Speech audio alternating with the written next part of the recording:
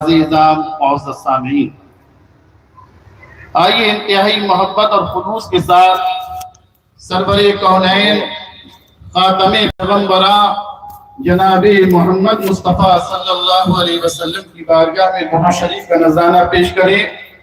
اللہم صلی وسلم وبارک علی سیدنا و مولانا محمد وعلی آل سیدنا و مولانا محمد وبارک وسلم۔ خیال میں جو رسالت مآب آتی ہیں، خیال میں جو رسالت مآب آتی ہیں، شعور و فکر کے آفاق جگمگاتی ہیں، اور درود پڑھ کے جو ہم نعت گنگناتی ہیں، درود پڑھ کے جو ہم نعت گنگناتی ہیں، فرشتے عرش سے لے کر سلام آتے ہیں، اور وہاں بھی رہتا ہے رشتہ رسول سے قائم، وہاں بھی رہتا ہے رشتہ رسول سے قائم، جہاں پہ خون کے رشتے بھی ٹوٹ جاتے ہیں۔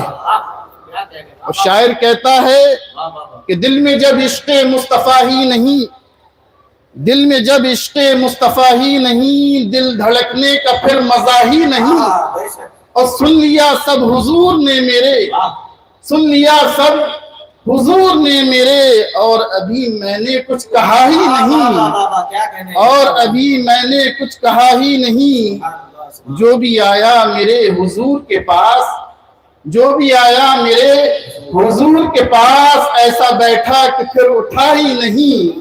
اور نعت صدیوں سے کہہ رہے ہیں لوگ، نعت صدیوں سے کہہ رہے ہیں لوگ، پھر بھی لگتا ہے کچھ کہا ہی نہیں۔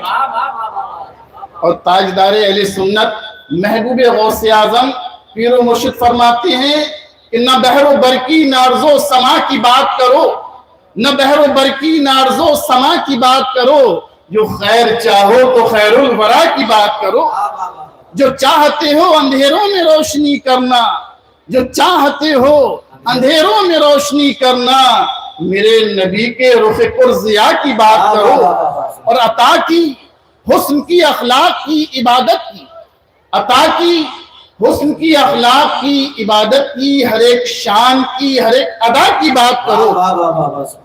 اور حضور ختم رسول شاہ انبیاء کے بعد جناب غوث شہ اولیاء کے بعد، اور غوث اعظم سے بھیک لینی ہے۔ کس کس کو لینا ہے؟ ہاتھ اٹھا کے بتائیں۔ ماشاءاللہ سب کو لینا ہے۔ غوث اعظم سے بھیک لینی ہے، سالم قادری کی بات کرو، سالم قادری کی بات کرو۔ حضرات، بڑی خوشی اور سعادت کی بات ہے کہ جشن قادری میں ہم موجود ہیں، اور جانشین تاجدار اہل سنت کے چہرے پر نور کی زیارت سے مشرف ہو رہے ہیں۔ بڑا مشہور مقولہ ہے کہ عند ذکر الصالحین تنزل الرحمہ، کہ نیک بندوں کے تذکرے کے وقت اللہ کی رحمت نازل ہوتی ہے، لیکن یہ نور بالائے نور ہے کہ نیک بندوں کا تذکرہ بھی ہو رہا ہے، اور نیک بندہ خود بنفس نفیس موجود ہے۔ ہمارے مرکز عقیدت جانشین تاجدار اہل سنت موجود ہیں، اور ابھی ہم دیکھیں گے کہ آپ کے دست مبارک سے ان بچوں کے سر پر دستار رکھی جائے گی جنہوں نے قرآن کریم کو اپنے سینوں میں محفوظ کیا ہے۔ سبحان اللہ۔ اللہ والے وہ ہوتے ہیں جو بندوں کے ٹوٹے ہوئے رشتے کو اللہ سے جوڑ دیا کرتے ہیں، اور بندوں کے دلوں میں محبت و الفت پیدا کر دیا کرتے ہیں۔ اور یہ رشتہ دنیاوی رشتہ ہی نہیں ہے، دنیا کی حد تک ہی محدود نہیں ہے۔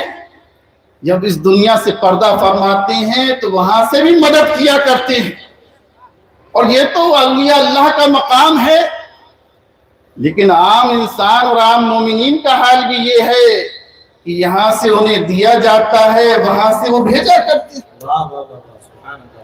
لینا دینا چلتا رہتا ہے۔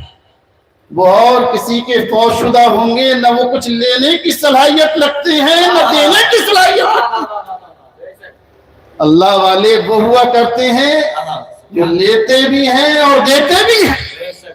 الحمدللہ قرآن پاک کی ایک آیت مبارکہ میں نے تلاوت کی، اس کا سادہ سا ترجمہ یہ ہے کہ لیس للانسان الا ما سعی، کہ انسان کے لیے وہی ہے جو اس نے کوشش کی، جو محنت کی ہے، جو عمل کیا ہے۔ اس آیت کریمہ کا ترجمہ دیکھ کر بعض لوگ یہ سمجھے کہ بھئی انسان کا عمل بھی اس کے لیے سب کچھ ہے، کسی غیر کا عمل اسے فائدہ نہیں دے سکتا، بس اس نے دنیا کے اندر جو کر لیا وہی اس کے لیے۔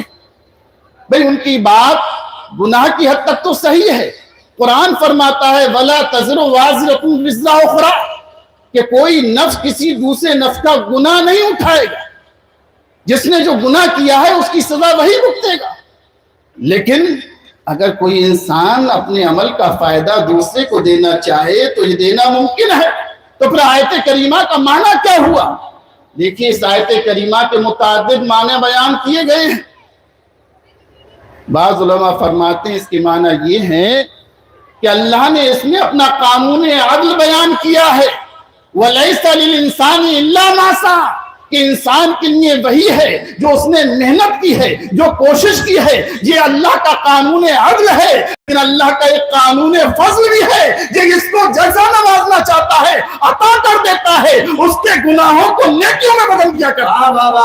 سبحان اللہ سبحان اللہ۔ اس لیے تو حدیث میں آتا ہے کہ ایک بندہ میدان محشر میں آئے گا، بے شمار اس کے گناہ ہوں گے، گناہ کبیرہ بھی ہوں گے، گناہ صغیرہ بھی ہوں گے، اور اللہ اسے نوازنا چاہتا ہے تو اس کے بڑے بڑے گناہوں کو چھپا دیا جائے گا، چھوٹے چھوٹے گناہوں کو اس کے سامنے کیا جائے گا، اور اس سے پوچھا جائے گا تم نے یہ گناہ کیا تھا، تم نے یہ گناہ کیا تھا۔ وہ اقرار کرے گا، اعتراف کرے گا، اور ڈرتا ہوگا کہ اب سزا کے لیے میں تیار ہو جاؤں، اب ان کی سزا ملنے والی ہے۔ اللہ فرمائے گا میں نے تیرے گناہوں کو بخش دیا اور ان گناہوں کے بدلے نیکی عطا فرما۔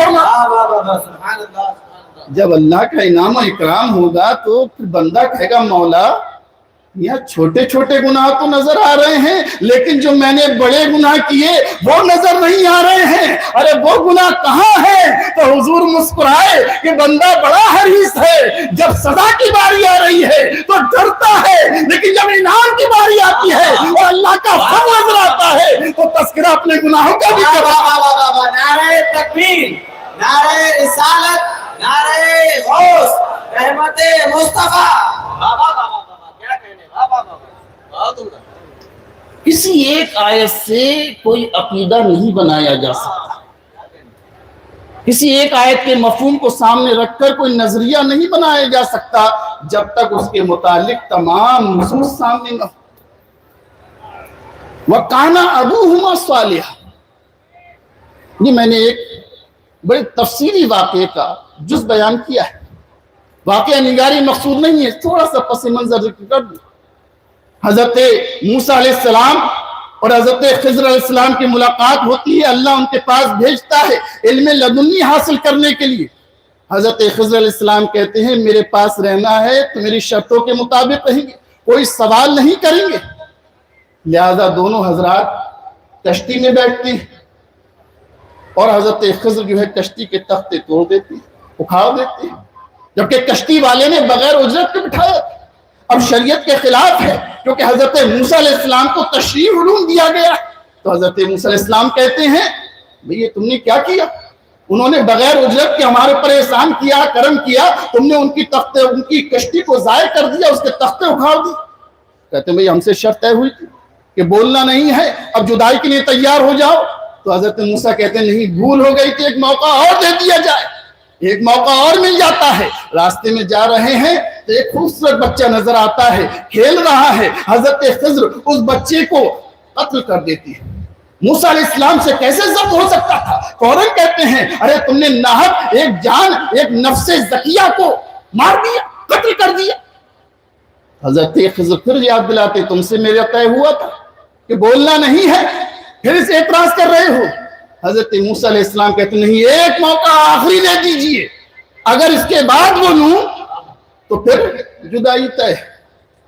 اب حضرت موسیٰ علیہ السلام اور خضر علیہ السلام ایک گاؤں میں جاتے ہیں، ایک بستی میں جا رہے ہیں، بستی والے مہمان نوازی نہیں کرتے ہیں، کھانا نہیں دیتے ہیں اس دستور کے مطابق جو پہلے طے ہوتا ہے کہ جہاں مہمان جاتے ہیں اہل بستی اس کی ضیافت کیا کرتے تھے۔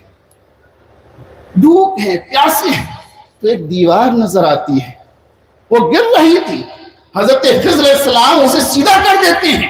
حضرت موسیٰ علیہ السلام کہتے ہیں کہ تم یہ دیوار سیدھا کرنے کی اجرت بھی لے سکتے تھے، اعتراض کیا تو حضرت خضر نے کہا بھئی اب جدائی ہو گئی ہے، 3 اعتراض تم نے کیے، اب ہم اور ہمارے اور تمہارے درمیان رفاقت نہیں رہ سکتی، اب تم جاؤ اپنے راستے، ہم اپنے راستے، لیکن جو میں نے کام کیے ہیں ان کا ریزن، ان کا سبب سنتے جاؤ۔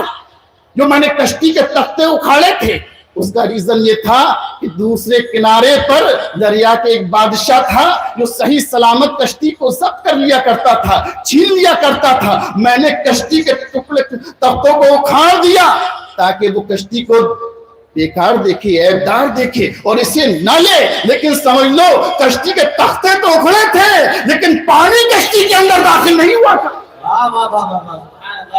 اور میں نے بچے کو جو قتل کیا تھا اس کا سبب یہ تھا کہ اس کے قسمت میں کفر لکھا ہوا، کافر تھا، اور یہ اندیشہ تھا کہ اس کے والدین اس سے بے پناہ محبت کرتے ہیں، کہیں وہ اس کی محبت میں ڈوب کر اسلام کو چھوڑ نہ دیں، کافر نہ ہو جائیں۔ میں نے قتل ضرور کیا تھا لیکن اللہ تبارک و تعالیٰ نے اس کا نعم البدل عطا فرمایا، اس سے پیارا اور خوبصورت بچہ عطا فرما دیا۔ اب دیوار کیوں سیدھی کی، اس کا سبب کیا ہے؟ تو قرآن کہتا ہے وَأَمَّا الْجِدَارُ فَكَانَ لِغُلَامَيْنِ يَتِيمَيْنِ فِي الْمَدِينَةِ، یہ دیوار جو سیدھی کی ہے جو بستی کے اندر تھی وہ 2 یتیم بچوں کی تھی، 2 یتیم بچوں کی تھی۔ وَكَانَ تَحْتَهُ كَنْزٌ لَهُمَا، اور اس دیوار کے نیچے خزانہ پوشیدہ تھا، خزانہ تھا ان یتیم بچوں کا۔ دیوار گرتی خزانہ ظاہر ہو جاتا، بستی والے لوٹ لیتے، تو لہذا میں نے دیوار کو سیدھا کر دیا۔ بھئی کشتی کو تختے اکھاڑے کہ بادشاہ نہ چھین لے، بچے کو قتل کیا گیا اس لیے کہ ایمان والدین کا ضائع نہ ہو جائے، تو دیوار کو سیدھا کیوں کیا گیا؟ تو قرآن آگے فرماتا ہے وَكَانَ أَبُوهُمَا صَالِحًا، دیوار کو اس لیے سیدھا کیا گیا ہے کہ یتیم بچوں کے والد بڑے نیک تھے۔ والدین کی نیکی کا اجر، والدین کی نیکی کا اجر بچوں کو مل رہا ہے کہ دیوار سیدھی اس لیے کی گئی ہے وَكَانَ أَبُوهُمَا صَالِحًا، اور قرآن کا کوئی لفظ ضائع نہیں ہوتا ہے، بے مقصد نہیں ہوا کرتا ہے۔ پتہ چلا کہ والدین کی نیکی جو ہے اس کا اثر جو ہے بچوں پر ظاہر ہوا کرتا ہے، اور یہ تو ہم جانتے ہی ہیں بھائی کہ والدین کی نیکی تو کام آتی ہے، ارے والد سے اگر دشمنی ہو جائے تب بھی وہ بچوں سے نبھائی جاتی ہے۔ آج بتاؤ شیطان کیا ہے؟ وہ انسان کا کھلا ہوا دشمن ہے۔ ارے دشمنی والد سے ہوئی ہے لیکن آج تک اس کے بچوں سے نبھا رہا ہے۔ بتائیے تم سے دشمنی ہے نہیں شیطان کی، تمہیں برگلانے ہے۔ ارے دشمنی باپ سے ہوئی تھی، باپ کی وجہ سے وہ جنت سے نکالا گیا تھا، لیکن آج تک اور قیامت تک وہ دشمنی اس کی اولاد سے نبھاتا رہے گا، ان کو برگلاتا رہے گا۔ جب دشمنی کا نتیجہ ظاہر ہوگا تو کیا والد کی نیکی کا اثر ظاہر ہوگا؟ وَكَانَ أَبُوهُمَا صَالِحًا، مفسرین لکھتے ہیں کہ 7ویں پشت کے اندر ان کے والد، بعض مفسرین لکھا ہے 7ویں پشت کے اندر والد جو ہیں وہ نیک تھے، ان کی نیکی کا اثر بچوں کو ملا۔ مراد اگر 7ویں پشت کے اندر کوئی اچھا اور نیک اور صالح گزر جائے تو اس کا اثر بچوں کو ملا کرتا ہے، تو ذرا اندازہ کیجئے جس کی 7 پشتیں نیک ہو، جو خود بھی نیک ہے، والد بھی نیک ہے، بھائی بھی نیک ہے، دادا بھی نیک ہے، پردادا بھی نیک ہے، دادا کے والد بھی نیک ہے اور دادا کے پردادا بھی نیک ہے، سلسلہ پڑھتے جائیے، زبان تھک جائے گی، نیکی کبھی ختم نہیں ہوگا۔ واہ واہ واہ واہ، نعرہ تکبیر، نعرہ رسالت، نعرہ غوث، پیر عشقی میاں سرکار، خانقاہ عالیہ قادریہ۔ الحمدللہ ایک شخص نیک ہو تو نیکی کا ثواب ملا کرتا ہے، بچوں کو نیکی پہنچا کرتی ہے، لیکن یہاں تو صالح ابن صالح ابن صالح ابن صالح ابن صالح ابن صالح گنتے گنتے تھک جاؤ گے لیکن صالحیت کا نام نہیں ہو. واہ واہ واہ واہ سبحان اللہ سبحان اللہ سبحان اللہ واہ واہ واہ. حضرات بہت سے لوگ ہوتے ہیں جو نعرے لگاتے ہیں پدرم سلطان بود. کیا کہہ رہے واہ. میرے والد بادشاہ تھے. صحیح اچھی بات ہے بھی آپ کچھ نہیں ہو. بادشاہ تھے گا رہے ہیں ڈوڈوگی بجا رہے ہیں ان کے نام پر سب کچھ کر رہے ہیں. ٹھیک ہے بھئی آپ کے بعد والد جو ہے وہ سلطان تھے لیکن تم کون. یہ کسی نے کتاب میں لکھا تھا کہ ایک مکڑی جو ہے شاہین کے باز کے پروں میں لپٹ گئی بلکہ دم پر بیٹھ گئی. اس نے جب پرواز کی اور پہاڑوں کی چوٹیوں پر بیٹھ گیا تو دیکھا وہ مکڑی وہاں سے نکل آئی. اب وہ دیکھتا ہے بھئی میں اتنی اونچائی پہ پہنچ گیا یہ مکڑی کہاں سے آ گئی یہاں. اس سے پوچھتا ہے تم کیسے آئی ہو. تو کہتی ہے میں رنگ کر نہیں آئی ہوں بس تمہاری دم پر بیٹھ کر اوپر آ گئی ہوں. ہوا کا وہی ترانے لگتی ہے. ہوا کا جھونکا آتا ہے پہاڑ سے نیچے گر جاتی ہے کیونکہ اپنی طاقت سے اوپر نہیں چلی تھی وہ کسی کا سہارا لے کر چلی تھی. ایسے ہی کچھ لوگ ہوتے ہیں سہارے کی بنیاد پر اوپر پہنچ جاتے ہیں لیکن جب اپنی باری آتی ہے تو دھڑام سے نیچے گر جاتے ہیں. لیکن حضرات جب ہم کہتے ہیں کہ پدرم سلطان بود میرے والد سلطان تھے یہ کہہ سکتے ہیں میرے والد سلطان تھے میرے بھائی سلطان تھے میرے دادا سلطان تھے میرے پردادا سلطان تھے دادا کے والد سلطان تھے اور خود سلطان ہیں. یہ سلطانی خود ساختہ نہیں ہے یہ سلطان الاولیاء بادشاہ غوث اعظم نے عطا فرمائی ہے اور جو انہوں کو عطا فرما دے جن کو وہ عطا فرما دے وہ بادشاہ. نعرہ تکبیر نعرہ رسالت نعرہ غوث نعرہ غوث فیضان غوث اعظم فیضان غوث اعظم. یہ غوث اعظم کا کرم ہے. اللہ نے اس خاندان میں علم بھی عطا فرمایا تقوی طہارت بھی عطا فرمائی زہد و ورع بھی عطا فرمائی مفسر بھی پیدا ہوئے محدث بھی پیدا ہوئے متکلم بھی پیدا ہوئے مبلغ بھی پیدا ہوئے کردار کے غازی بھی پیدا ہوئے زبان کے غازی بھی پیدا ہوئے ہر اعتبار سے نوازا. لیکن کبھی اس خانوادے کو نہ اپنے علم پر ناز رہا نہ تقوی و طہارت پر ناز رہا. ان کی پہچان شیخ شہید بغداد نے بیان فرما دی ہے کہ ہماری پہچان کیا ہے ہماری شناخت کیا ہے دنیا کیسے ہمیں جانے. غوث اعظم کی غلامی اپنی پہچان ہے. نعرہ تکبیر نعرہ رسالت نعرہ غوث نعرہ غوث فیضان غوث اعظم فیضان غوث اعظم شہید بغداد شہید بغداد. یہ 1-2 سال کی ہماری کہانی نہیں ہے 10-20 سال کا قصہ نہیں ہے 1-2 صدی کی بات نہیں ہے صدیاں گزر گئی ہیں. اسی لیے تو کبھی جھکتے نہیں ہیں کبھی ڈرتے نہیں ہیں. پورے قد سے جو کھڑا ہوں میں پورے قد سے میں جو کھڑا ہوں وہ ہے تیرا کرم اس کو جھکنے نہیں دیتا ہے سہارا تیرا. یہ غوث اعظم یہ کرم ہے یہ فضل کی بات ہے. یہ غوث اعظم نے نوازا ہے کرم کیا ہے. اسی لیے ہم دیکھتے ہیں ہر دور میں ہر زمانے میں اللہ تبارک و تعالیٰ نے اس خانوادے میں علماء فقراء طریقت والے پیدا کیے ہیں اور انشاءاللہ قیامت تک پیدا ہوتے رہیں. وَلَيْسَ لِلْإِنسَانِ مَا سَعَى. انسان کے لیے وہی ہے جو اس نے کوشش کی نہیں اور بھی ہے. ایصال ثواب کیا ہے. حضرت سعد آتے ہیں حضور کے پاس یا رسول اللہ والدہ کا انتقال ہو گیا ہے کوئی صدقہ بتائیے تو حضور فرماتے ہیں پانی بہت ضروری ہے مدینے والوں کو اس کی تلاش ہے لہذا تم پانی صدقہ کر دو. حضرت سعد کنویں کو وقف کر دیتے ہیں خریدتے ہیں اور کہتے ہیں ہاذہ لأم سعد یہ ام سعد کی والدہ کے لیے. آج لوگ کہتے ہیں تیجا کیا ہے 40واں کیا ہے برسی کیا ہے. ارے بھائی اگر آپ کو دوجے سے تیجے سے 40ویں سے اور برسی سے چڑ ہے تو 5واں کر لو 24واں کر لو 30واں کر لو. ارے یہ کوئی ضروری نہیں ہے کہ 40ویں دن رسالہ ثواب کرو تو 50ویں دن کر دو. بس مردے میں لینے کی صلاحیت ہونا چاہیے. اور صلاحیت کیسے پیدا ہوگی جب ایمان ہوگا. جب ایمان चालीसवा भी काम नहीं आएगा, अरे दूजा भी काम नहीं आएगा, बरसी भी काम नहीं आएगी, पहले ईमान पे खात्मा तो हो जाए। नारे तकबीर, नारे रिसालत, नारे गौस, मसलके अहले सुन्नत। वाह वाह वाह वाह। हमारे यहाँ ईमान सलामत ले गए, अब उसके बाद क्या होता है कि भाई दूजा करो अब फायदा होगा, तीजा करो फायदा होगा, 10वां करो फायदा होगा, ईसाले सवाब जिस दिन करो फायदा होगा, क्योंकि ये तायीन हमने की है, ये शरीयत ने नहीं की है। और तायीन करने से कोई चीज हराम नहीं हो जाती, वरना शादियों की तारीख क्यों मुतय्यन करते हो? शादी की तारीख ये शरई तायीन नहीं है, ये भी तो उर्फी तायीन है। और हजरात, ईसाले सवाब हक है। ईसाले सवाब का माना क्या है कि बंदे दुनिया में अमल करें, अपने नेक अमाल का सवाब अपने मुर्दों को पहुंचाएं। लेकिन याद रखिए, आज हमारी रविश थोड़ी बदल चुकी है।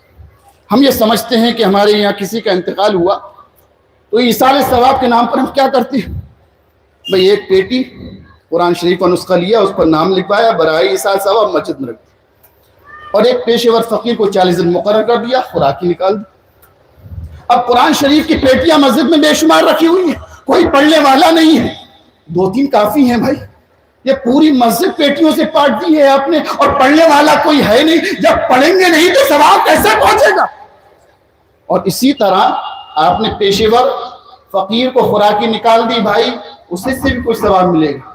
ईसाले सवाब के लिए ये जरूरी नहीं है कि पेटी ही मस्जिद में रखी जाए। अरे देखो कि मस्जिद में जरूरत किस चीज की है, चटाई की जरूरत है तो चटाई बिठवा दी जाए, अगर पंखे की जरूरत है तो पंखा लगवा दिया जाए, किसी की फीस जमा करना है तो ईसाले सवाब के नाम पर उसकी फीस जमा कर दी जाए, कोई बीमार है तो उसका इलाज करा दिया जाए, अरे कोई बेवा है तो उसका खर्चा अदा कर दिया जाए। ईसाले सवाब सिर्फ नुस्खा रखने में नहीं है, बहुत सी किस्में ईसाले सवाब।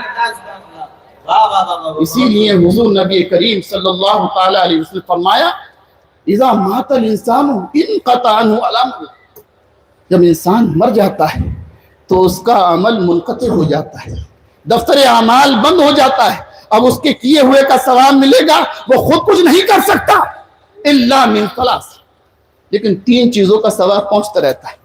हुजूर फरमाते हैं, मिन सदक़तिन जारिया, सदका जारिया कीजिए, कोई भी काम ऐसा करके दीजिए जो अपनी जिंदगी में वो कर गया हो, तो जब तक लोग फायदा हासिल करते रहेंगे उसका सवाब उससे मिलता रहे। और इल्म युंतफ़अ बिही, कोई इल्मी काम करके गया है, लोग उससे फायदा हासिल कर रहे हैं, तो मरने के बाद उसका सवाब पहुंचता रहेगा। व मिन वलदिन यदऊ लहा, औलाद उसके लिए दुआ करके जाएगी तो फिर उस दुआ का सवाब भी उसे मिलता रहेगा। ये कैसे कह दिया कि मर गए, अब दफ्तर अमाल बंद हो गया, अब ना लिया जा सकता है ना दिया जा सकता है? खुदा की कसम, अहले सुन्नत वल जमात का ये अकीदा है कि ईसाले सवाब हक है, यहाँ से दिया भी जाता है, वहां से अता भी किया जाता है। लैसा लिल इंसानी इल्ला मा सआ, तो पहला तो इसका जवाब क्या है, ये कानून आदल है, लेकिन कानून फजल बाकी है। और हजरत अब्दुल्लाह बिन अब्बास फरमाते हैं, ये आयत मनसूख है, अलहकना बिहिम ज़ुर्रियतहुम, हमने उनको उनकी औलाद के साथ मिला दिया है। इस आयत से ये मनसूख हो चुकी है, और मनसूख आयत से इस्तेदलाल नहीं किया जाता। हजरात, ये जलसा इस बात की जमानत है कि हम अल्लाह वालों के जिक्र को फरामोश नहीं करते, अल्लाह वालों का जिक्र किया करते हैं, औलिया इकराम का तज़किरा किया करते हैं, और औलिया इकराम को अल्लाह ने जो ताकत कुव्वत अता फरमाई है उसका एतराफ़ किया करते हैं। अल्लाह रब्बुल इज़्ज़त ने जो इनामात उन पर फरमाए हैं उसका भी एतराफ़ किया करते हैं। और वो खुद इरशाद फरमाता है, वकूनू मास सादिकीन, मेरे सच्चे बंदों को तलाश करते रहो और मेरे सच्चे बंदों के साथ साथ रहो। अब सदाकत अमल जन्नत की तय हुआ करती है, और जन्नत की एक मंजिल जन्नत की तय हुआ करती है, और जन्नत की एक मंजिल इतनी तवील हुआ करती है। कुरान में एक आयत नहीं 6666 आयतें हैं, तो हाफिज़े कुरान का मर्तबा भी कितना बुलंद हो। वाह वाह वाह वाह वाह। लेकिन हजरात, ये उसी हाफिज के लिए है जो कुरान पर अमल करता हो, कुरान पर चलता हो। काबिल मुबारकबाद हैं وہ والدین جو اپنے بچوں کو حفظ کراتے ہیں، عالم بناتے ہیں، لیکن اس کے ساتھ ساتھ اس پر بچے عمل بھی کریں، قرآن پہ چلے، تبھی جو ہے اس پر اللہ تبارک و تعالی انعام عطا فرمائے گا۔ مولا تبارک و تعالی ہمیں دین پر چلنے کی توفیق عطا فرمائے اور دین کو اپنانے کی توفیق عطا فرمائے۔ آمین وآخر دعوانا الحمدللہ رب العالمین۔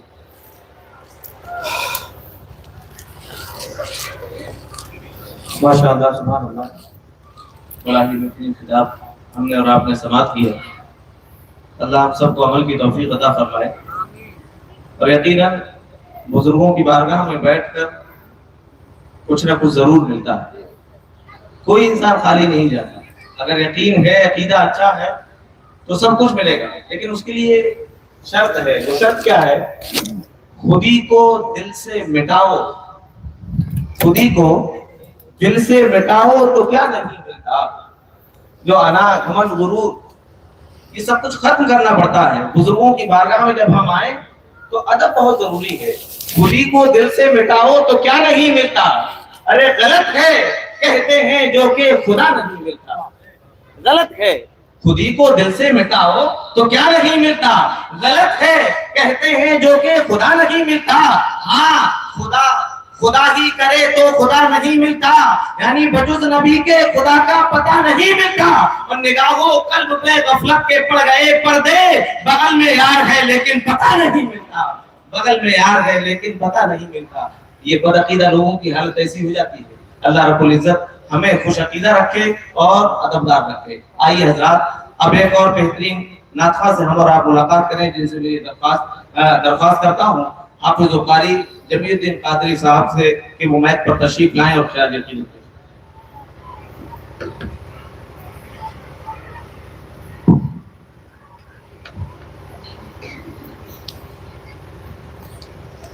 السلام علیکم ورحمۃ اللہ وبرکاتہ۔ میں سب سے پہلے جو دعا کروں گا اللہم صلی علی سیدنا محمد۔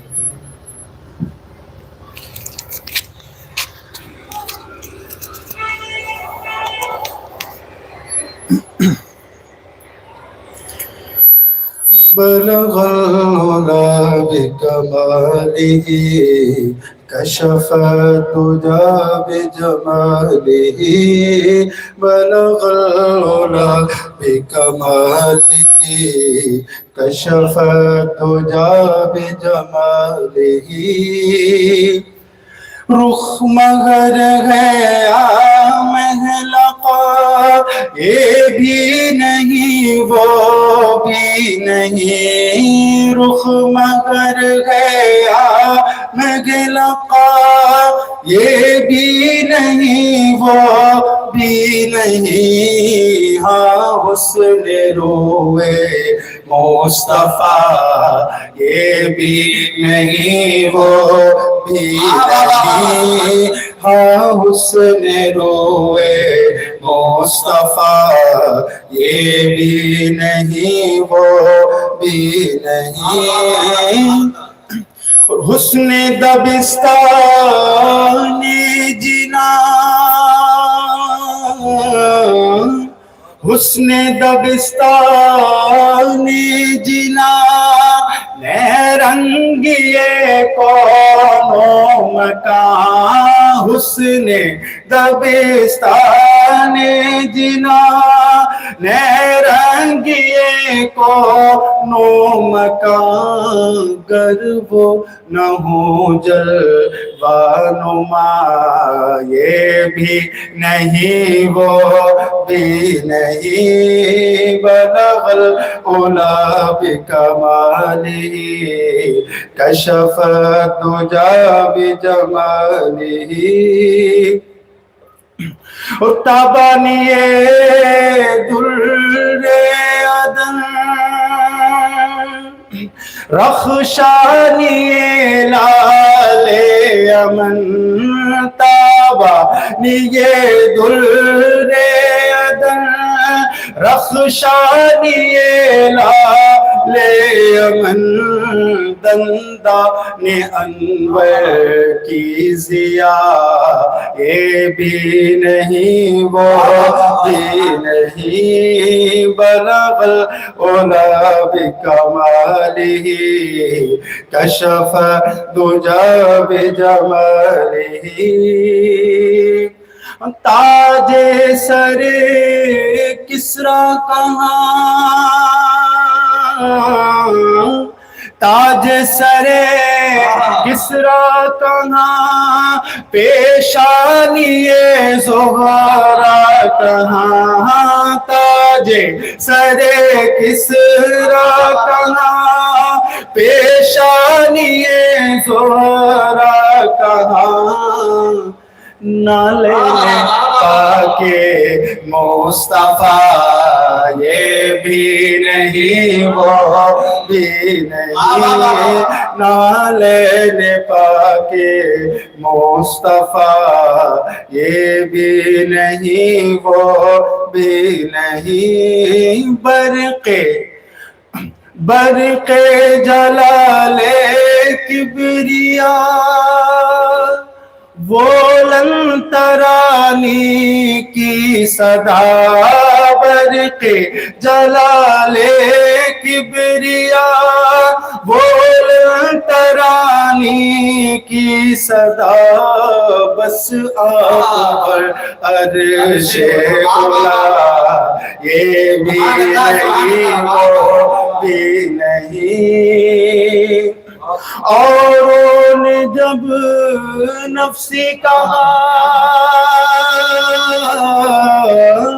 اوروں نے جب نفسی کہا، اذهب الى غیری کہا، اوروں نے جب نفسی کہا، اذهب الى غیری کہا، تم نے کہا انی لہا، یہ بھی نہیں وہ بھی نہیں، مست میں بغداد ہم ہے غوث اعظم کا کرم، ہاں مست میں بغداد ہم ہے غوث اعظم کا کرم، فکر علم خوف بلا یہ بھی نہیں وہ بھی نہیں، فکر علم خوف بلا یہ بھی نہیں وہ بھی نہیں، حدیث استاذ زمان، منظور سا شیریں سخن، حدیث استاذ زمان، منظور سا شیریں سخن، تو آسم بدحت سرا یہ بھی نہیں وہ بھی نہیں، بلغ العلا بکمالہ کشف الدجی بجمالہ، چل جب حضور سوئے فلک، بلغ العلا بکمالہ، کوئی دیکھ رخ کی چمک دمک، کشف الدجی بجمالہ، ہاں وہ ہے بے مثال دریچ شک، حسنت جمیع خصالہ، انہیں دیکھ لے تو پڑھیں ملک، صلو علیہ وآلہ، سبحان اللہ۔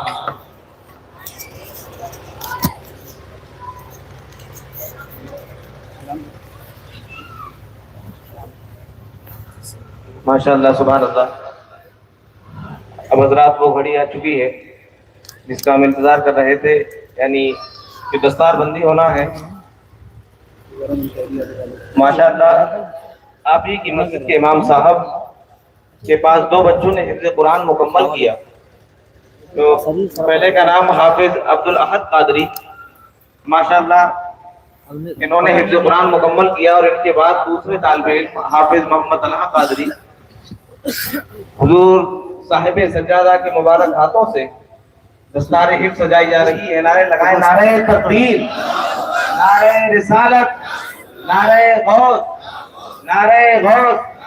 مجمع بہت بڑا ہے لیکن آواز ویسی نہیں آ رہی، ذرا زوردار نعرہ لگائیے، نعرہ تکبیر، نعرہ رسالت، نعرہ غوث، نعرہ غوث، جشن قادری، جلسہ دستار بندی۔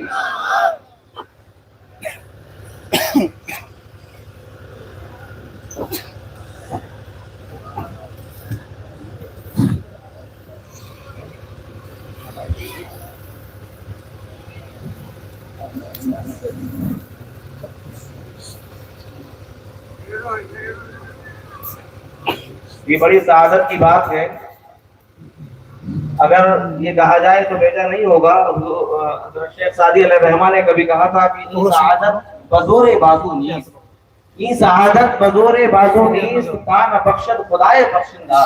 یہ ان سعادتوں میں سے ایک سعادت ہے کہ انسان اگر یہ چاہے کہ صرف اپنی طاقت پر یہ حاصل کر لے تو نہیں ہو سکتا۔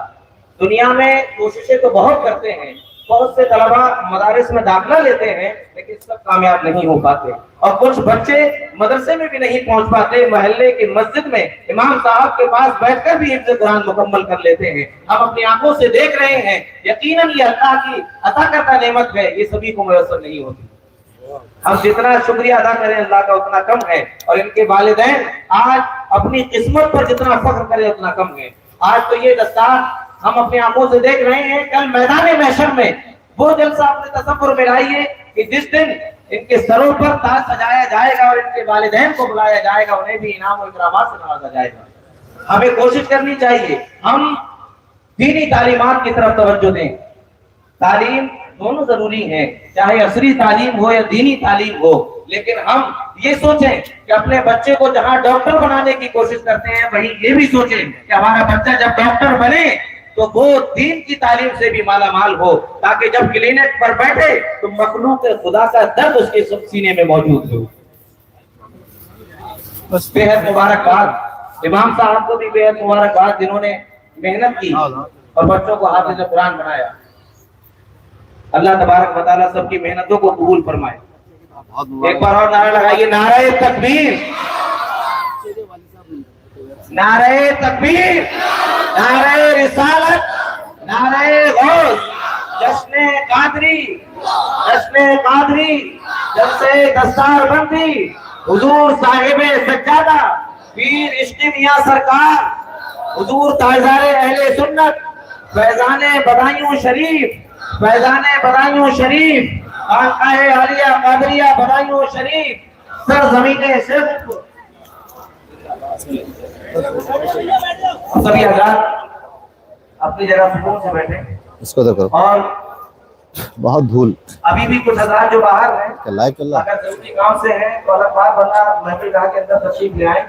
اب میں بلا تاخیر بڑے ادب و احترام کے ساتھ بارس علوم سیف اللہ المسلول دلبر محبوب غوث اعظم جانشین حضور تاجدار اہل سنت حضرت علامہ و مولانا عبد الغنی محمد عتیق میاں قادری ازہری بدایونی دعوت برکاتہ القدسیہ زیب سجادہ خانقاہ عالیہ قادریہ بدایوں شریف کی بارگاہ میں ملتمس ہوں کہ آپ ہم سامعین کو اپنے خطاب سے نواز دیں۔ آئیے ہم سبھی حضرات بلند آواز سے نعرہ لگائیں، نعرہ تکبیر، نعرہ رسالت، نعرہ غوث، حضور صاحب سجادہ، جشن قادری، فیضان بدایوں شریف، مسلک اہل سنت۔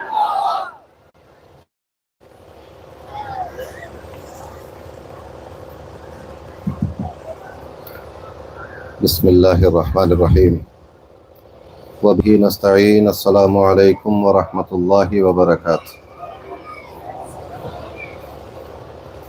الحمدللہ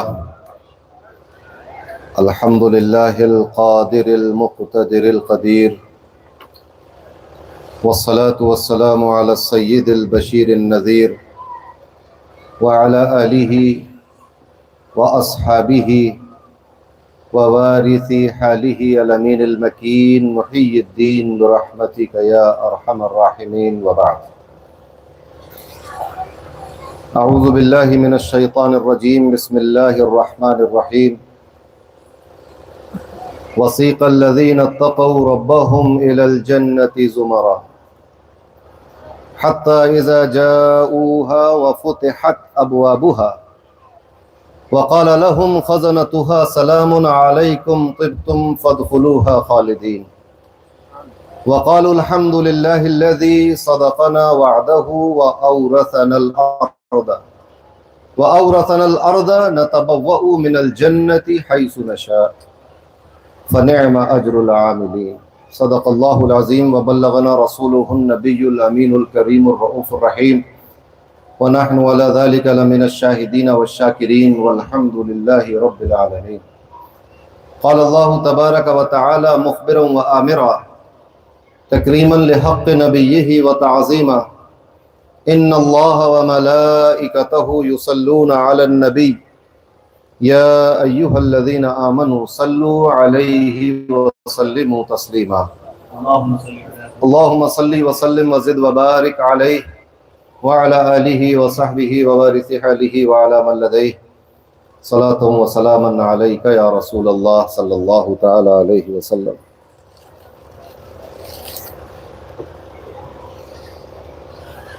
چلے جب حضور سوئے فلک بلغ العلا بکمالہ، کوئی دیکھے رخ کی چمک دمک کشفت دجا بجمالہ، وہ ہیں بے مثال دریں چشک حسنت جمیع خصالہ، انہیں دیکھ لیں تو پڑھیں ملک صلو علیہ وآلہ اللہم صلی وسلم وزد وبارک علیہ وعلى آلہ وصحبہ ووارث حالہ وعلى من لدیہ صلاة وسلاما علیک یا رسول اللہ صلی اللہ تعالی علیہ وسلم.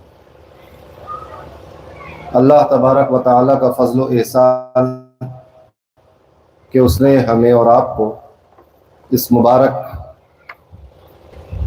اور بامقصد محفل میں حاضر ہونے کی توفیق عنایت فرمائی. قابل مبارکباد ہیں وہ لوگ جنہوں نے اس محفل کا انعقاد کیا اور آپ تمام حضرات جو اپنے گھروں سے چل کر یہاں تشریف لائے. اللہ تبارک و تعالی ہم سب کو جزائے خیر عطا فرمائے. بہت خوشی کا موقع ہے آپ کے یہاں اللہ تبارک و تعالی کی توفیق سے دو بچوں نے قرآن کریم کو اپنے سینوں میں محفوظ کر لیا.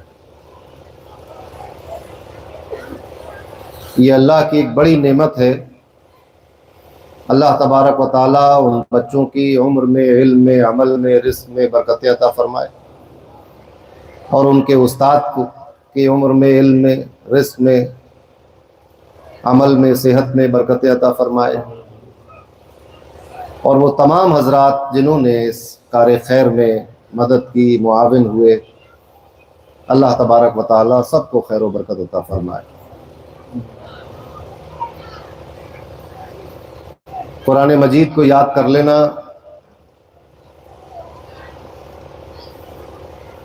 اللہ کی طرف سے ایک انعام ہے. اللہ تبارک و تعالیٰ نے اپنے مبارک کلام کی حفاظت کے لیے یہ طریقہ پسند فرمایا کہ وہ اپنے کلام کو اپنے بندوں کے دلوں میں محفوظ کر دیتا ہے، اور اس طرح محفوظ کر دیتا ہے کہ وہ بندہ نماز میں یا بغیر نماز کے آنکھیں بند کر کے اس کلام کو اپنی زبان سے ادا کر دیتا ہے.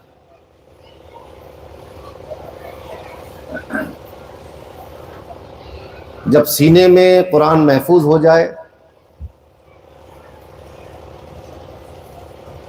اور محفوظ کرنے کے بعد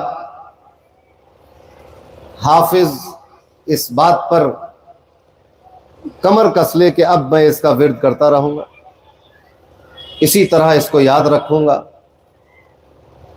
اور اپنی زندگی میں قرآن کے نور سے فیض حاصل کرتے ہوئے اللہ کے دین اور اسلام کی خدمت کرتا رہوں۔ یہ بڑی سعادت کی بات ہے جس کے نتیجے میں قیامت کے دن حافظ کے سر پر ایک خوبصورت نورانی تاج رکھا جائے گا، اور اس تاج کی چمک ایسی ہوگی کہ سورج کی چمک اس کے آگے پھیکی پھیکی لگے گی، اور حفظ کرنے والے کے والدین کو بھی خلت سے نوازا جائے گا۔ اس قیامت کے ہولناک منظر نامے پر یہ لوگ بہت سکون و اطمینان سے ہوں گے۔ اللہ تبارک و تعالیٰ سے دعا ہے ہم سب کو قرآن یاد کرنے کی اور اس پر عمل کرنے کی توفیق عنایت فرمائے، اور میں امید کرتا ہوں کہ آگے بھی اسی طرح آپ لوگ اپنے یہاں پر قرآن کی تعلیم کا انتظام کریں گے، اور انشاءاللہ آپ کی اس بستی کی اس درسگاہ سے اسی طرح حافظ قرآن نکلتے رہیں گے۔ شیخ پور تو صدیوں سے علم کی اور فضل کی اور تعلیم کی بستی رہی ہے۔ جس طرح بدایوں کا نام مشہور ہے تاریخ میں، اسی طرح شیخ پور کا نام بھی مشہور ہے تاریخ میں۔ آپ کی بستی میں بھی بڑے بڑے بزرگ تشریف لائے، اور ان کے ساتھ تبرکات بھی آئے اور آج تک محفوظ بھی ہیں۔ بزرگوں کی بستی رہی ہے۔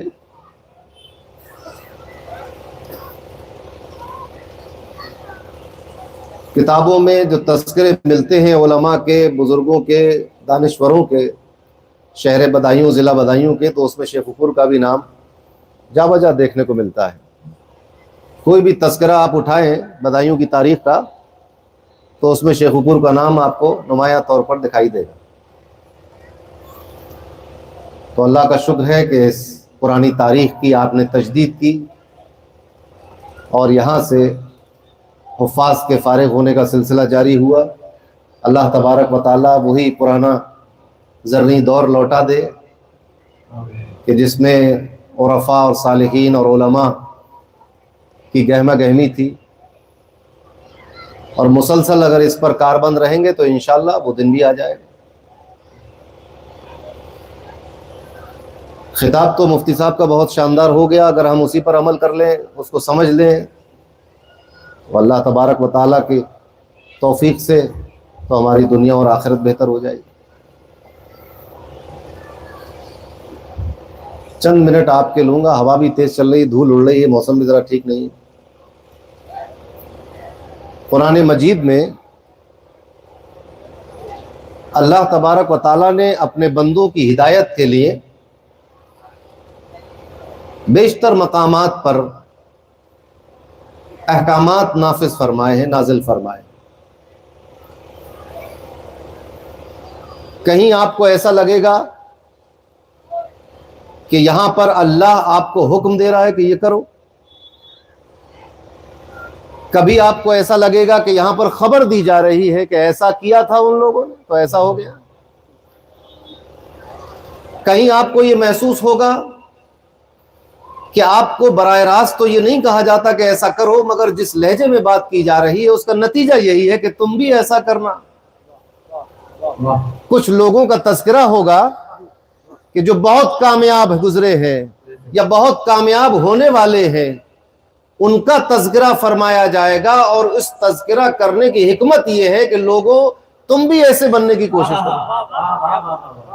کہیں آپ کو یہ تذکرہ ملے گا کہ کچھ ایسے لوگوں کا تذکرہ کہ جو بہت برے تھے، ان کی برائیوں کا تذکرہ ہوگا، ان کی غلط باتوں کا تذکرہ ہوگا، ان کے غلط مکالمات کا تذکرہ ہوگا، ان کے گھمنڈ اور غرور کا تذکرہ ہوگا، انبیاء کے ساتھ ان کے لڑائی جھگڑے کی بات ہوگی، اور اللہ کے یہاں پر ان کی ذلت کی اور رسوائی کی بات کی جائے گی، اور ان کا ٹھکانہ جہنم بتایا جائے گا۔ بتانے کا مقصد یہ ہوگا کہ لوگوں تم ایسا نہ کرنا۔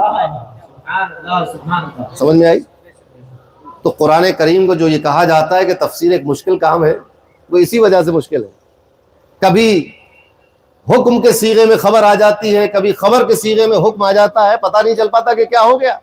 ابھی مفتی صاحب نے بتایا کہ یہ اس کا حکم منسوخ ہو گیا، کبھی حکم منسوخ ہوتا ہے، کبھی الفاظ منسوخ ہو جاتے ہیں، حکم باقی رہتا ہے، کبھی حکم منسوخ ہو جاتا ہے، الفاظ باقی رہتے ہیں. لہذا آسان کام نہیں ہے قرآن سے اللہ کی مراد نکال لینا. نبی کریم صلی اللہ علیہ وسلم کے جہاں بہت سے احسانات ہمارے اوپر ہے، وہاں ایک احسان یہ بھی ہے کہ انہوں نے قرآن دیا اور ساتھ ہی ساتھ یہ بھی احسان کیا کہ قرآن کا مطلب بھی سمجھا دیا. سبحان اللہ سبحان اللہ. تو نہ تو ہم قرآن وصول کر پاتے بغیر رسول کے، اور نہ ہم قرآن سمجھ پاتے بغیر رسول کے. تو قرآن پہنچانے میں بھی رسول کا فیضان ہے، اور قرآن شریف کو سمجھانے میں بھی رسول کا فیضان ہے، اور قرآن کے احکامات پر کیسے عمل ہوگا یہ کر کے دکھانے میں بھی رسول کا فیضان ہے. تو بغیر رسول اللہ صلی اللہ علیہ وسلم کے نہ قرآن سے ہم فیض حاصل کر سکتے ہیں، نہ اس پر عمل کر سکتے ہیں، نہ اس کو قرآن سمجھ سکتے ہیں، نہ اس کی تلاوت ہو پائے گی. تو انہی بہت سارے طریقوں میں سے ایک طریقہ یہاں اللہ تبارک و تعالی نے پسند فرمایا. ارشاد ہوا، یہ قرآن مجید میں ترتیب کے اعتبار سے 39ویں سورت ہے، 39. پہلی سورہ فاتحہ، پھر سورہ بقرہ، ایسے چلتے چلتے 39 پہ الزمر. تو اس زمر میں بہت زیادہ طویل نہیں ہے، سورہ بقرہ کی طرح، آل عمران کی طرح اتنی بڑی نہیں ہے. اللہ تبارک و تعالیٰ نے مختلف خبریں اور مختلف پیغامات دیے ہیں. اس کی آخری آیتوں میں سے کچھ آیتوں کی تلاوت میں نے کی ہے. اس کا اسلوب بھی آپ دیکھیں گے تو آپ کو لگے گا کہ اس میں جو بات کہی جا رہی ہے ترغیب کے لیے بھی ہے. کچھ لوگوں کا نیک انجام بتا کر یہ مطالبہ ہے کہ اے لوگوں تم بھی ایسی ہو جاؤ. اور یہ بھی بات دھیان رکھنے کی ہے، اس سے پہلی والی آیتوں میں ان برے لوگوں کا تذکرہ تھا کہ جن کی طرح ہمیں نہیں ہونا ہے. اب جن کی طرح ہمیں ہونا ہے ان کا ذکر کیا جا رہا ہے. اب چونکہ عربی ہماری زبان نہیں ہے تو اس کی بلاغت کو اور اس کی فصاحت کو اور خوبیوں کو ہم لوگ محسوس نہیں کر پاتے، تو ہم اپنی زبان میں ترجمہ کرتے ہیں. بہرحال ترجمہ بندے کا کیا ہوا ہے، یہ کلام اللہ کا ہے، تو ترجمے میں تو خوبی پیدا ہو نہیں سکتی جو کلام کی خوبی ہے، مگر پھر بھی آپ اس کو سمجھنے کی کوشش کریں. اللہ تبارک و تعالیٰ ارشاد فرماتا ہے وَسِيقَ الَّذِينَ اتَّقَوْا رَبَّهُمْ.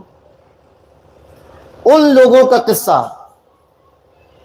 کتنے خوش قسمت ہیں وہ لوگ کہ جن کے بارے میں ان کا رب کچھ ارشاد فرما رہا ہے. آپ ذرا سوچیں، آج یہ بچے خوش ہو رہے ہوں گے کہ ان کے استاد نے انہیں اس لائق سمجھا کہ بھرے مجمع میں سر پر پگڑی باندھی جائے گی. خوش ہونے کی بات ہے. کسی بچے کو، کسی شاگرد کو یہ اعزاز دیا جائے کہ اس کے استاد یا اس کے اساتذہ اس کے سر پر پگڑی باندھ کر، دستار باندھ کر یہ اعلان کریں کہ ہمارا شاگرد اس لائق ہو گیا ہے، یہ اس کے لیے فخر کی بات ہے. اب ذرا سوچو کہ جس بندے کے بارے میں اس کا رب ارشاد فرما دے کہ اس کی شان یہ ہے کہ ہم اس کو جنت میں لے جائیں گے، پیدل نہیں لے جائیں گے، سواری پر بٹھا کے لے جائیں گے. اتنی بڑی بات. جنت تو بنی نیک لوگوں کے لیے ہے، مگر کیسے جاؤ گے؟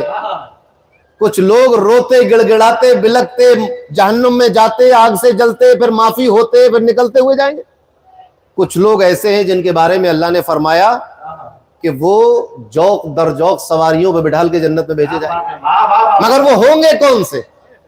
یہ ہے قرآن کی بلاغت ان لوگوں کے بارے میں کہ جو لوگ جوق در جوق، قافلہ در قافلہ، شان و شوکت کے ساتھ، ایک امتیازی شان کے ساتھ جن کو جنت کی طرف بھیجا جائے گا. ان کا قصہ صرف اتنا کہ وَسِيقَ الَّذِينَ اتَّقَوْا رَبَّهُمْ، بس اتنی سی بات. کون ہے وہ لوگ؟ فرمایا اتقوا ربہم. ارے ایک جملے میں اتنے بڑے انعام کے مستحق ہو گئے. ان کی کامیابی کیا تھی کہ وہ زندگی کیسی گزری، حالات کیسے گزرے، کیا کھایا، کیا کیا، کیا پیا، کیسے بات کی، کیسے سوئے، کیسے اٹھے، دنیا میں کیا کیا، تجارت کی تو کیسے کی، نماز پڑھی تو کی، پوری تفصیل ایک لفظ کے اندر بیان کر دی. کیا کہا ان کے بارے میں؟ یہ وہ لوگ ہیں جن کو لے جایا جائے گا، کن کو؟ جب جنت میں لے جایا جائے گا، فرمایا وَسِيقَ الَّذِينَ اتَّقَوْا رَبَّهُمْ، ان کی کامیابی کی کنجی یہ تھی کہ وہ اللہ کا تقوی رکھتے تھے، وہ اللہ کے متقی بندے تھے، جو اللہ سے ڈرنے والے تھے، جو اللہ کے متقی بندے تھے، جن کے دلوں میں تقوی رہا کرتا تھا، جنہوں نے اللہ تبارک و تعالیٰ کا ڈر اپنے دل میں ایسا بسا لیا تھا کہ اب کسی اور کی جگہ باقی نہ رہی۔ تو یہ ان لوگوں کی شان ہوگی جو تقوی والے تھے۔ کیا شان ہوگی؟ وَسِيقَ الَّذِينَ اتَّقَوْا رَبَّهُمْ إِلَى الْجَنَّةِ زُمَرًا، قافلہ در قافلہ بنا کر۔ ابھی حج کا موسم ہے، حج کے قافلے روانہ ہو رہے ہیں، آپ کی بستی سے کوئی جا رہا ہے، فلاں محلے سے کوئی جا رہا ہے، قافلہ بنا کر۔ پہلے زمانے میں بھی ایسی ہوتا تھا، اب تو ایک قافلہ بن کے ہوائی جہاز میں بیٹھ جاتا ہے، ادھر سے پھر سے اڑا ادھر پہنچ گیا۔ پہلے تو ایسا نہیں ہوتا تھا، پہلے قافلہ چلنے سے پہلے کی تیاری۔ اب تو آپ نے کیا، ابھی مجھے صبح سفر کرنا ہے اور کوئی پیکنگ نہیں، ابھی یہاں سے گھر جاؤں گا، کپڑے دھلے رکھے ہیں، میرا سامان رکھا ہوا ہے، بس اٹیچی کھولنی ہے، کپڑے رکھنے ہیں، پاسپورٹ جیب میں رکھنا ہے، ٹکٹ لینا، چلے جانا ہے۔ تو پہلے کا حج، آدمی پہلے ایک آدھ مہینہ سوچتے رہتا تھا کہ حج پہ جائے، لوگوں سے مشورہ کرتا تھا کہ بھئی کیسے جائیں گے، راستہ کیا ہوگا۔ آج تو گوگل میپ ہے، پہلے تو یہ سب نہیں تھا، بھئی اونٹ کہاں ملے گا، گھوڑے سے جائیں گے کہ گدھے سے جائیں گے کہ اونٹ سے جائیں گے، پانی کا جہاز کہاں تک چلے گا، اور کیا کیا لے کے جائیں گے۔ لوگ اپنے ساتھ چکی تک لے جاتے تھے، گیہوں لے جا رہے ہیں، اس کا چکی بھی جا رہی ہے، پیسیں گے کیسے، مشق لے جاتے تھے کہ پانی کیسے بھر کے رکھیں گے، سلائی مشین بھی جایا کرتی تھی کہ بھئی کہاں کپڑے بڑے سی لیں گے، 3 مہینے 6 مہینے ٹائم لگتا تھا، بڑے بڑے بکسے میں کھانا بنانے کا سامان۔ ہمارے استاد امام علم و فن حضرت علامہ خواجہ مظفر حسین رضوی رحمۃ اللہ تعالیٰ علیہ پڑھاتے تھے تو کچھ چٹکلے بھی سنایا کرتے تھے، قصہ کہانی۔ تو انہوں نے سنایا قصہ کہ 2 لوگ حج پہ گئے، تو ایک تو اپنے ساتھ ستو لے گئے اور ایک اپنے ساتھ دھان لے کے گئے، چاول وغیرہ کھانا ہے تو دھان ہی لے کے گئے کہ بھائی کرتے رہیں گے۔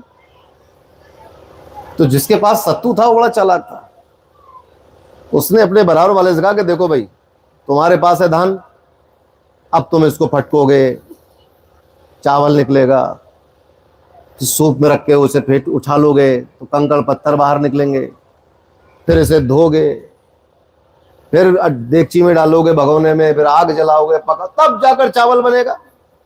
اور یہ ستو ہے، گھولا پی لیا تو آؤ بدل لیں۔ وہ بیچارہ سیدھا سادہ آدمی نے کہا بدل لو بھائی، تو ستو دے کے چاول لے لیے اس کے۔ تو قائد صاحب یہ بتا دیتے کہ حج پہ جا رہے ہو بھائی، اس سفر کا تو لحاظ کرو، یہ چال بازیاں دھوکے دڑی حج کرنے جا رہے ہو، پتہ یہ چلا کہ حج کر لینا تقوی کی نشانی نہیں ہے۔ کوئی ضروری نہیں ہے کہ جو حج کر کے آیا ہو وہ قیامت کے دن جوک در جوک جنت جانے والوں میں بھی شامل ہو، ایسا نہیں، کیونکہ شرط حج کرنے والے کی نہیں ہے، شرط تقوی رکھنے والے کی ہے۔ اللہ نے نہیں فرمایا کہ نماز پڑھنے والے جوک در جوک جائیں گے، زکات دینے والے جوک در جوک جائیں گے، روزہ رکھنے والے، حج کرنے والے نہیں، فرمایا تقوی والے جائیں گے۔ تقوی کیا ہے؟ کعبے کے چکر لگانے کو حج کہتے ہیں اور دل کو اللہ کی بارگاہ میں رکھنے کو تقوی کہتے ہیں۔ حج کے سفر پہ جاؤ اور اتنی چال بازی کے ساتھ، کسی کی جیب کاٹنے کی نیت سے، اپنے آپ کو حاجی کہلوانے کی نیت سے، لوگوں سے عزت طلب کرنے کی نیت کہ مجھے لوگ عزت دیں اس لیے حج کر رہا ہوں، یہ تقوی نہیں ہے۔ نبی کریم صلی اللہ علیہ وسلم نے فرمایا تقوی کے بارے میں کہ تقوی کہاں ہے؟ آپ سوچ رہے ہوں گے تقوی مکے میں ہوگا، تقوی کعبے میں ہوگا، تقوی حجر اسود میں ہوگا، تقوی حتیم میں ہوگا، تقوی غلاف کعبہ میں ہوگا، تقوی آب زمزم میں ہوگا، نہیں فرمایا التقوی ہا ہونا، دل کی طرف انگلی رکھ کے فرمایا کہ تقوی یہاں ہوتا ہے۔ اور آج عالم یہ ہے کہ لوگ تقوی کو سر پہ تلاش کرتے ہیں، کوئی چہرے پہ تلاش کرتا ہے، کوئی لباس میں تلاش کرتا ہے، کوئی گھر میں تلاش کرتا ہے، کوئی چلنے میں تلاش کرتا ہے، کوئی بات میں تلاش کرتا ہے، جبکہ تقوی کا مستقر دل ہے۔ التقوی ہا ہونا، رنگ برنگے کپڑے تقویٰ نہیں دکھاتے، لمبی اور موٹی تسبیح میں تقویٰ نہیں ہے، بڑی بڑی پگڑیوں اور جبوں میں تقویٰ نہیں ہے، التقویٰ ہا ہنا، تقویٰ دل میں ہوتا ہے۔ نعرہ تکبیر، نعرہ رسالت، نعرہ غوث، خطیب ہندوستان۔ پتہ یہ چلا کہ جن کے دل اللہ کے ساتھ لگے ہوئے ہیں وہ جوق در جوق جنت میں جائے گا۔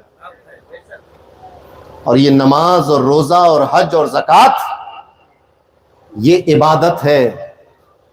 عبادت کی دو حیثیتیں ہیں، عبادت تقوی کے بغیر یعنی خالص اللہ کے نیت، اللہ کے لیے نیت یہ ہو خالص اللہ کے لیے، اگر اس کے ساتھ کسی کو شریک کیا تو وہ عبادت صرف ایک ایکسرسائز رہ جائے گی۔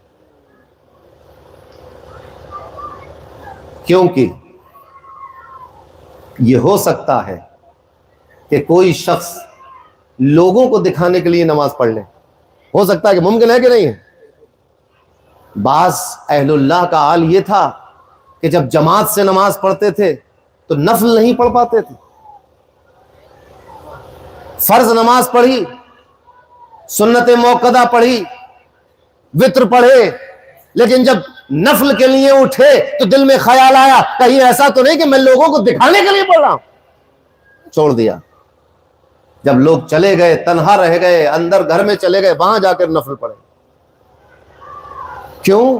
کیونکہ یہ ممکن ہے کہ لوگوں کو دکھانے کے لیے نماز پڑھی جا سکتی ہے، مال کو خرچ کیا جا سکتا ہے لوگوں کو دکھانے کے لیے، لوگوں کو دکھانے کے لیے حج پہ جا سکتے ہیں، اپنا پرچار کرنے کے لیے روزہ رکھ کر پرچار کیا جا سکتا ہے، لیکن حضور نے فرمایا التقویٰ ہا ہنا، تقویٰ دل میں ہے۔ دل کے حالات تو آپ کسی کو دکھا نہیں سکتے، تو دل کیسا ہے آپ کا؟ نماز پڑھ رہے ہیں، آپ کے رکوع پر دنیا کی نظر ہے، آپ کے سجدے پر دنیا کی نظر ہے، آپ کے قیام پر دنیا کی نظر ہے، آپ کے قعدہ پر دنیا کی نظر ہے، آپ کے طواف پر دنیا کی نظر ہے، حجر اسود کو چومتے ہیں دنیا کی نظر ہے، لیکن اس وقت آپ کا دل کہاں ہے اس پر کسی کی نظر نہیں ہے۔ یہ صرف اللہ جانتا ہے کہ آپ کا دل کہاں ہے۔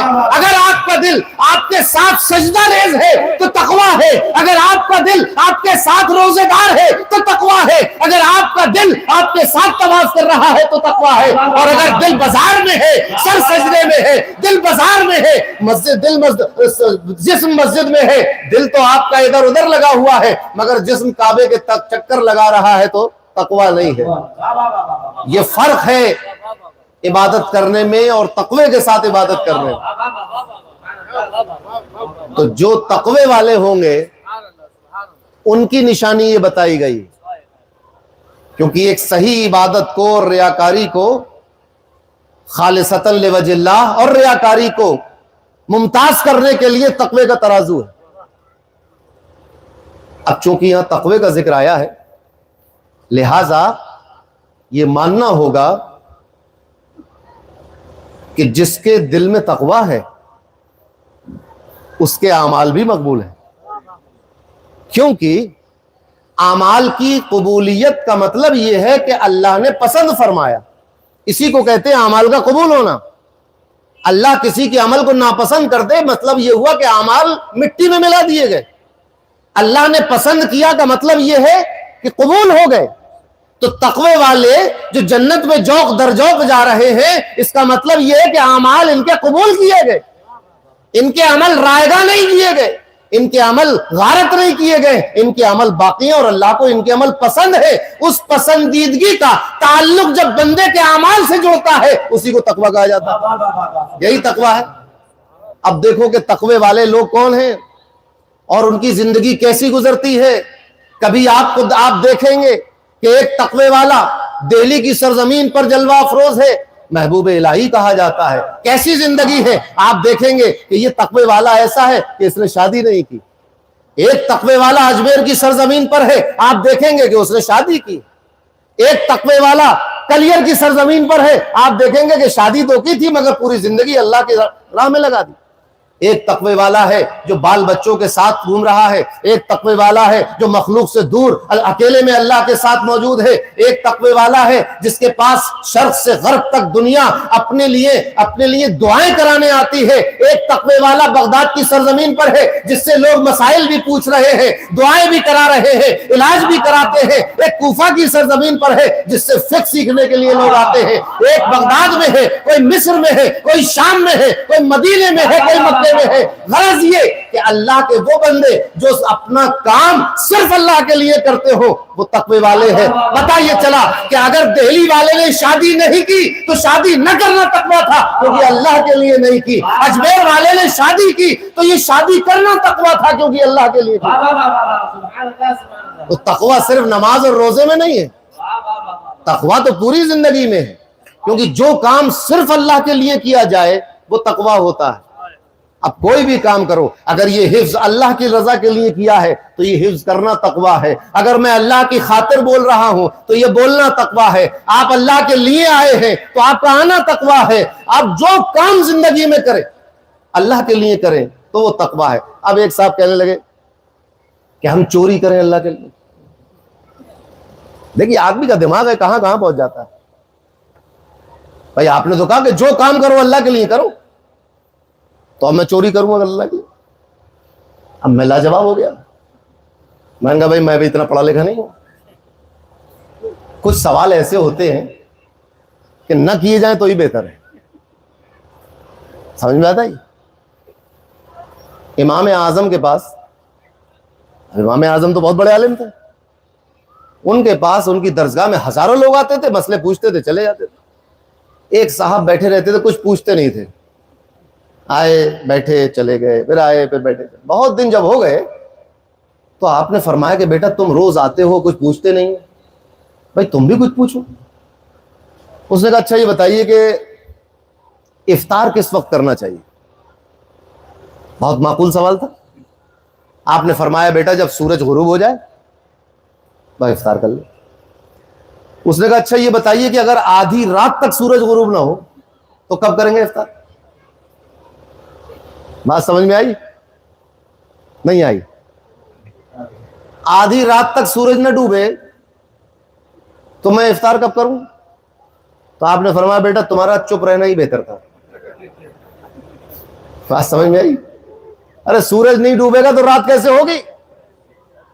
تو آدھی رات تک سورج نہ ڈوبے، بے وقوفی بات۔ ایسے ہی یہ سوال کہ جو کام اللہ کے لیے کرو گے وہ تقویٰ ہے، تو ہم چوری اللہ کے لیے کریں گے، جوا اللہ کے لیے کھیلیں۔ وہ کام جس کو اللہ اور اس کے رسول نے حرام اور ناجائز کر دیا وہ کام تو آپ کر ہی نہیں سکتے۔ اور یہ تو سب سے بڑی دلیل ہے کہ چوری کر کے آئے پکڑے گئے تو کہا بھائی اللہ کی خاطر چوری، اس کا مطلب یہ کہ تم تو چور بھی ہو، گناہگار بھی ہو، اور پھر ابلیس صفت بھی ہو، کیونکہ ابلیس بھی وہی کام کر رہا تھا جو منع کیا تھا وہی کیا۔ تکبر اور گھمنڈ سے اللہ نے منع کیا، اس نے کیا، اور پھر اس پر اپنی دلائل بھی پیش کرنے لگا۔ تو جو حرام و ناجائز کام ہے ان کی بات نہیں چل رہی، جو جائز اور حلال کام ہے، جو کرنے والے کام ہیں وہ اللہ کی خاطر کیے جائیں گے تو تقویٰ بنے گا۔ اور جب تقویٰ بنے گا تو متقی لوگوں کی تو قرآن میں بہت جگہ اللہ نے تعریف و ثنا، توصیف و ثنا فرمائی۔ اسی میں سے ایک جگہ یہ ہے کہ وہ لوگ کہ جو اللہ کا تقویٰ اپنے دل میں رکھتے تھے، جو اپنے رب سے ڈرتے تھے، وَسِيقَ الَّذِينَ اتَّقَوْا رَبَّهُمْ إِلَى الْجَنَّةِ زُمَرًا، وہ لوگ جو اپنے رب سے ڈرتے تھے، تقوی والے تھے، ان کی سواریاں قافلہ در قافلہ، گروہ در گروہ جنت کی طرف چلائی جائیں گی، بھیجا جائے گا ان کو جنت کی طرف۔ یہ تقوی والوں کی نشانی ہے۔ آپ ذرا سوچئے، جنت پہ جانا ہر آدمی چاہتا ہے، پوری زندگی بندہ دعا کرتا رہتا ہے، اللہم انی اسألک الجنہ، یہ کرتا ہے ربنا آتنا فی الدنیا حسنۃ وفی الآخرۃ حسنہ، کیوں کرتے ہیں؟ تو جنت چاہیے۔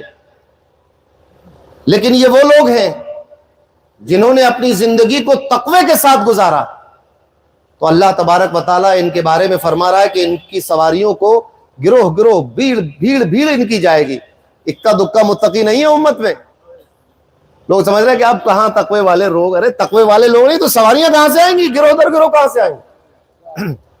رسول کی امت میں تقوی والے بہت ہیں، لیکن کچھ لوگ ایسے ہیں اس امت میں اتنے ریاکار ہیں کہ انہیں کوئی تقوی والا نظر نہیں آتا، ہر کسی میں کوئی نہ کوئی عیب اور برائی۔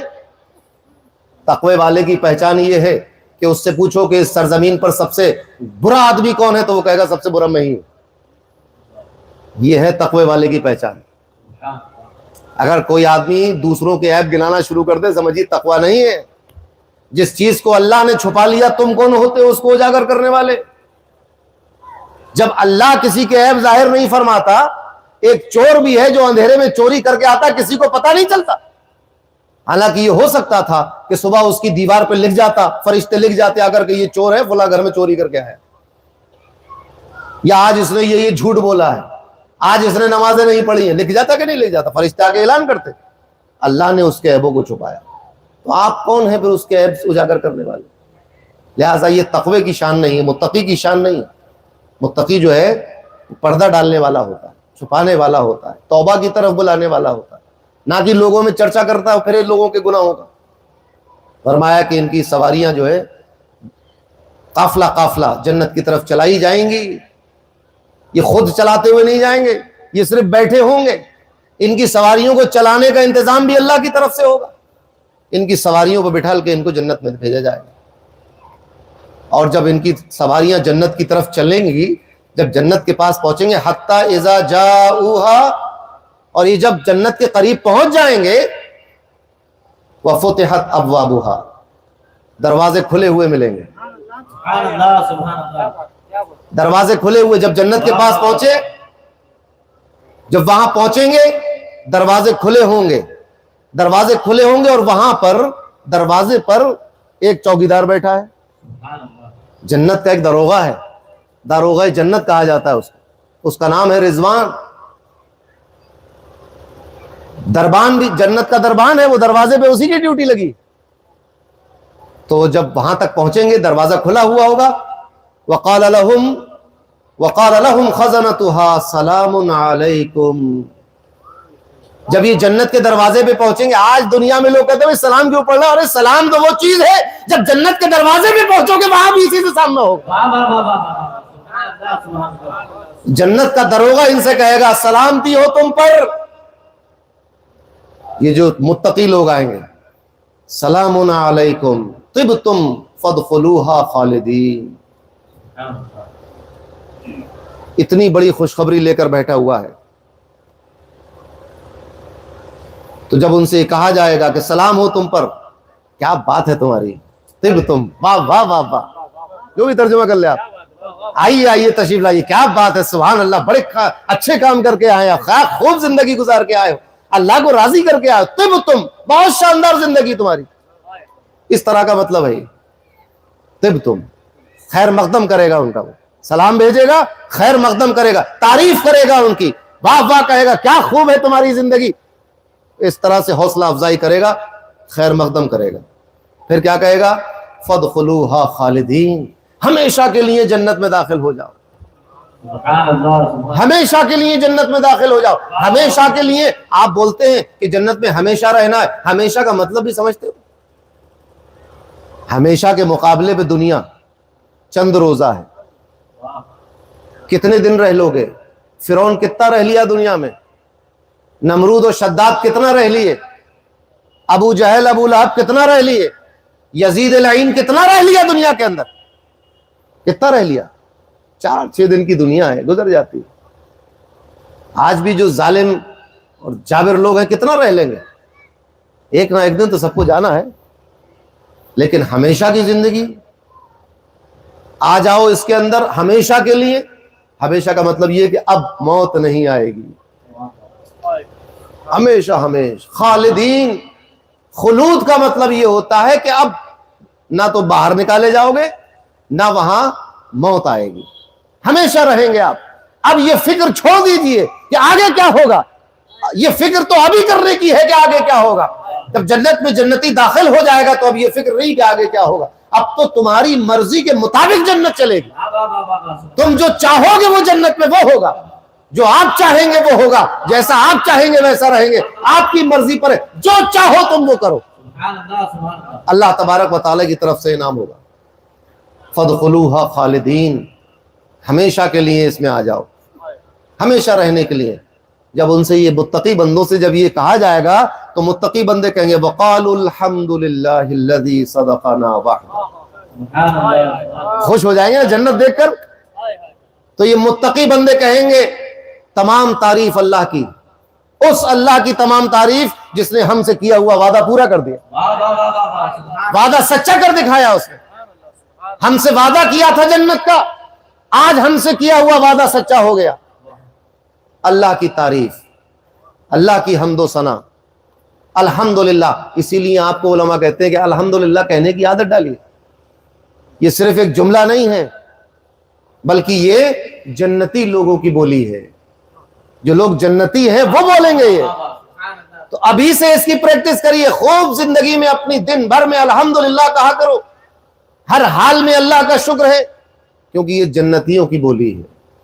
قالوا الحمد للہ الذی صدقنا وعدہ، تمام تعریف اس اللہ کی، تمام خوبیاں اس اللہ کی جس نے اپنا وعدہ ہم سے سچا کر دیا۔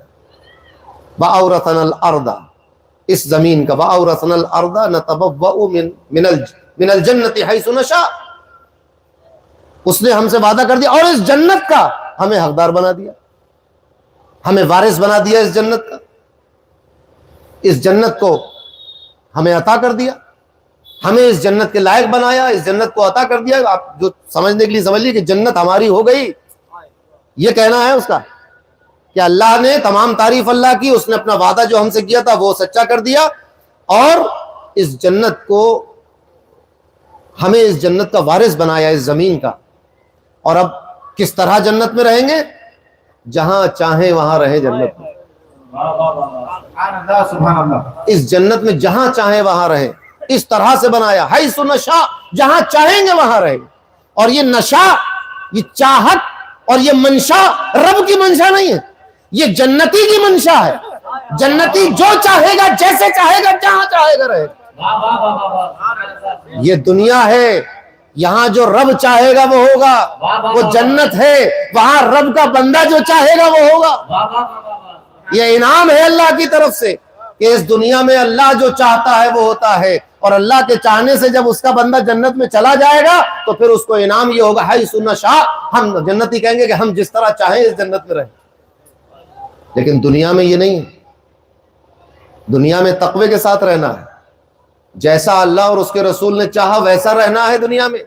تو جب ہم اپنی دنیا کی زندگی اللہ اور رسول کی مرضی اور اس کے چاہنے کے مطابق گزاریں گے تو قیامت میں یہ حق ملے گا کہ اپنی مرضی کے مطابق جنت میں جس طرح چاہے رہیں۔ یہ فرق ہے۔ فنعم اجر العاملین، فنعم اجر العاملین، کتنا بہترین عمل کرنے والوں کا ثواب، کتنا بہترین اجر ہے عمل کرنے والوں۔ عمل، اب مسئلہ یہاں یہ بنا کہ یہ تو بات ہو گئی، آیت کے شروع میں آ گیا تقوی اور اختتام پر آ گیا عاملین، تو تقوی کا عمل سے ایک تعلق جڑ گیا۔ تقوی والا بے نمازی نہیں ہوگا۔ یہ تو ہو سکتا ہے کہ جو ہر نماز پڑھنے والا متقی نہ ہو، لیکن تقوی والا نمازی نہ ہو، یہ نہیں ہوگا۔ تقوی والے کی تو پہچان یہی ہے کہ فرائض و واجبات ادا کرتا ہے، ورنہ کس طرح کے تقوی والے ہو؟ اپنے گھر بیٹھ کے تقوی والے ہو کہ میں بہت متقی ہوں مگر نماز نہیں پڑھوں گا، پھر کیسے تقوی؟ پھر تقوی کی پہچان کیا ہے؟ کس بنیاد پر متقی ہو؟ 2 رکعت نماز تو پڑھنے جاتے نہیں، پھر تقوی کس بات کا؟ لہذا یہ بزرگی، یہ طریقت، یہ خانقاہیت اور یہ مشیخت اور یہ حقیقت کی باتیں اور سلسلوں کی باتیں، اگر اس میں نماز نہ ہو تو یہ سب شیطانی وسوسہ ہے، یہ سب دھوکہ دجل و فریب ہے۔ یہ کیسا تقوی والا ہے جو اللہ کے حکم کے مطابق زندگی نہیں گزارتا؟ پھر تقوی کس کو کہتے ہیں؟ حضور غوث اعظم شیخ الکل فی الکل فرماتے ہیں کہ اسلام کے ظاہری احکام پر عمل کرنے کو تقوی کہا جاتا ہے۔ تو عمل کا تقوی سے بہت گہرا تعلق ہے۔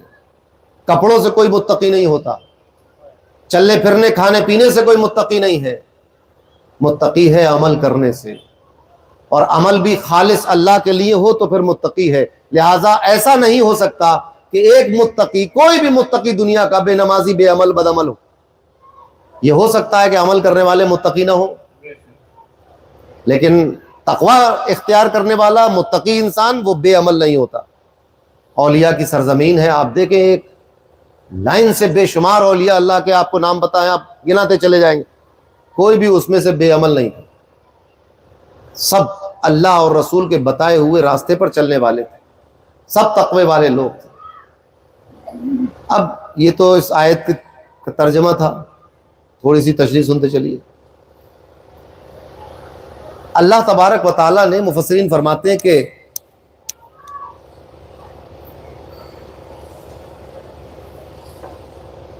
اللہ سے ڈرنے والوں کا مقام اور مرتبہ اور عزت اور توقیر اللہ تبارک و تعالیٰ نے اپنے بندوں کے سامنے پیش کرنے کا ارادہ فرمایا تو یہ آیت نازل فرمائی. اور جنت میں یہ اللہ کے برگزیدہ بندے جب جنت کی طرف جائیں گے تو دروازہ پہلے سے کھلا ملے گا.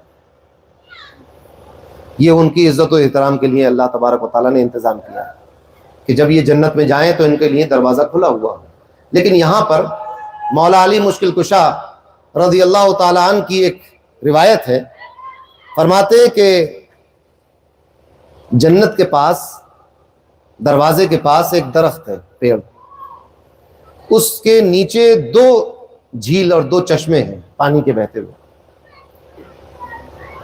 جب مومن وہاں پہنچیں گے ان 2 چشموں کے پاس تو ان دونوں میں سے ایک چشمہ جو ہے جس میں مومن نہائے گا، غسل کرے گا تو اس کا جسم پاک اور صاف ہو جائے گا. ابھی جنت میں گئے نہیں، جنت کے باہر، دروازے کے باہر پاک اور صاف ہو جائے گا.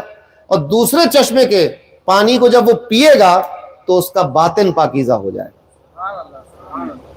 پھر فرشتے جنت کے دروازے پر اس کا استقبال کریں اور جنت کے خازن جو ہیں وہ کہیں گے تم پر سلام و السلام علیکم، اور آپ بہت نیک اور پاکیزہ، اور آپ کیا ہی خوب کام کر کے آئیے جنت میں ہمیشہ کے لیے. یہ مگر یہ ہوگا کب؟ جب اعمال کو تقوی کے ساتھ کیا جائے. عمل کرتے وقت اس بات کا خیال رہنا چاہیے کہ یہ کام ہم صرف اللہ کے لیے کر رہے ہیں. میں اکثر ایک بات کہتا ہوں کہ جو چیز جس کو دکھانے کی ہے وہ اسے دکھاؤ.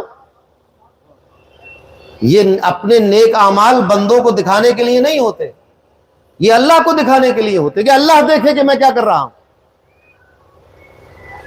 مگر ہم نے کیا طریقہ اختیار کر لیا کہ ہم اپنی زندگی میں اتنے شو آف کرنے لگے، دکھاوا اتنا کرنے لگے کہ ہم ہر کام اب دنیا کے لیے کرتے ہیں. یہاں تک کہ دینداری بھی اگر اختیار کی جاتی ہے تو اس میں بھی کہیں نہ کہیں یہ ایک خواہش رہتی ہے کہ دنیا میں میرا مقام و مرتبہ یہ ہو.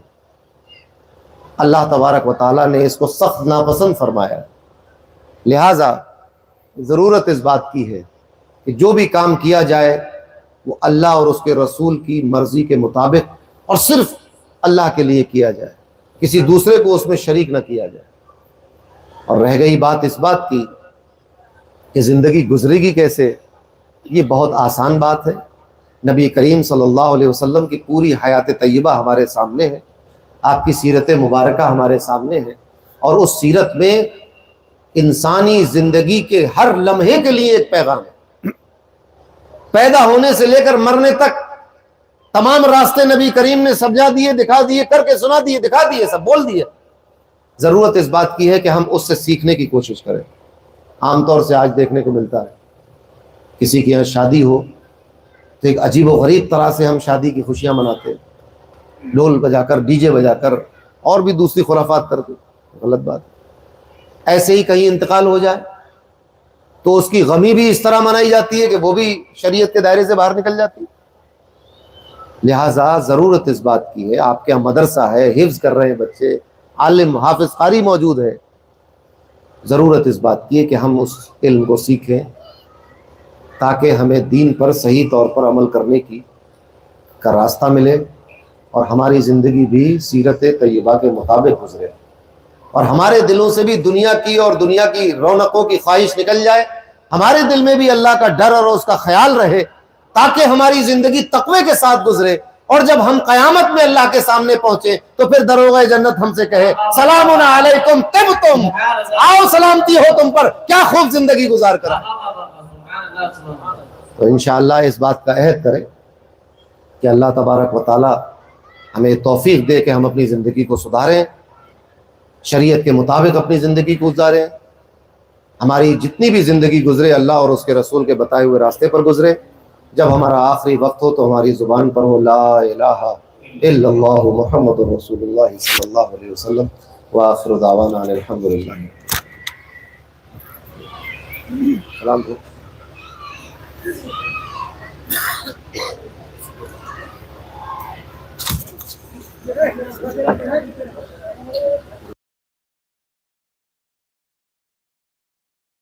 عليك يا رسول سلام عليك يا حبيب سلام عليك صلوات الله عليك وسطاء عباك جملة أصحابي بلاك رسول براکا اور امام الاولیاء کا یا حبیبی یا رسول اللہ یا نبی سلام علیکہ یا رسول سلام علیکہ یا حبیب سلام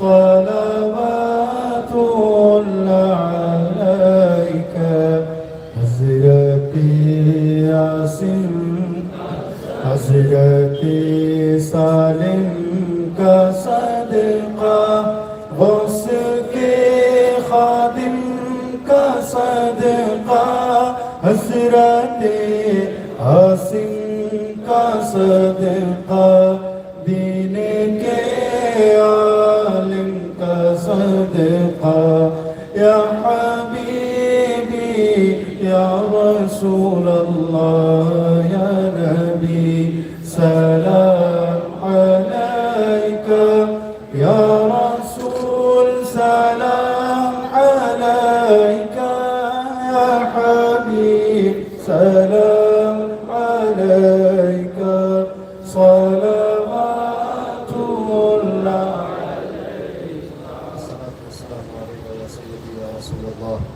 الصلاة والسلام عليك يا سيدي يا حبيب الله عليك وعلى آلك وأصحابك وأزواجك وأهل بيتك وآل رحالك يا شفيعنا يا ذا الجزاء الفاتحة أعوذ بالله من الشيطان الرجيم بسم الله إياك